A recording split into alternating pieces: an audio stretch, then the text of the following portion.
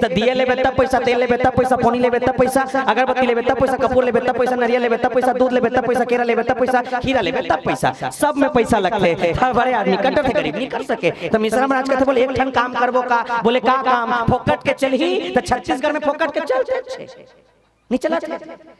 चौन मिला थे, मिलते तो का फोकट के मिलते ना।